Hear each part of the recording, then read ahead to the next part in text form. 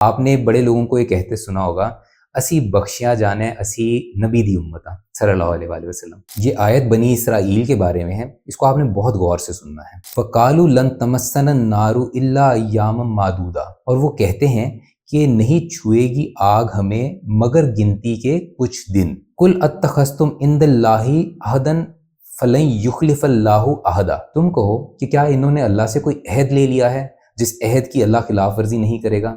ام تقولون علی اللہ ما لا تعلمون، یا تم ایسی باتیں اللہ کے ذمے لگا رہے ہو جس کا تمہیں علم ہی نہیں ہے۔ اب ان کی بات سنیں، بنی اسرائیل کی بات کیا تھی؟ انہوں نے اپنی ایک خود کتاب بنائی ہوئی ہے تالمود۔ تالمود کے اندر انہوں نے لکھا ہوا ہے کہ حضرت ابراہیم جہنم کے دروازے پر ہوں گے، اور جو اسرائیلی جہنم کی طرف جائے گا حضرت ابراہیم اس کو روک لیں گے، اس کو جہنم میں جانے نہیں دیں گے۔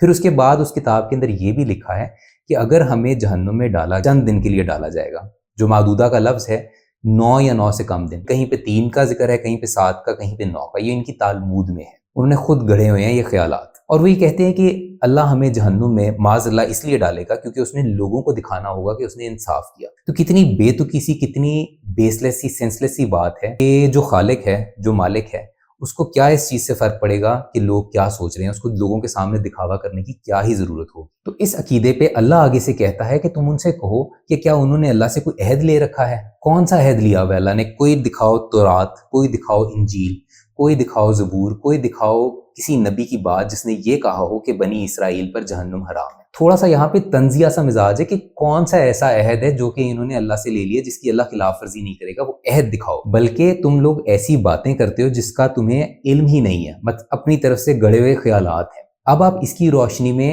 ہم لوگوں کا طرز عمل آج کے دور میں دیکھیں۔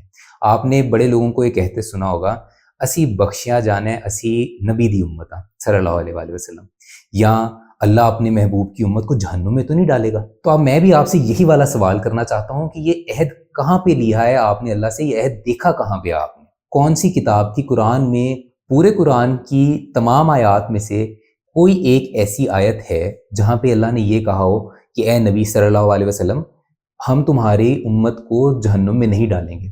یا کہیں پہ اللہ نے یہ وعدہ کیا ہو کہ اے مسلمانوں، تم اتنی عزیز امت ہو، تم اتنی بہترین امت ہو کہ تمہیں جہنم میں ڈالا ہی نہیں جائے گا؟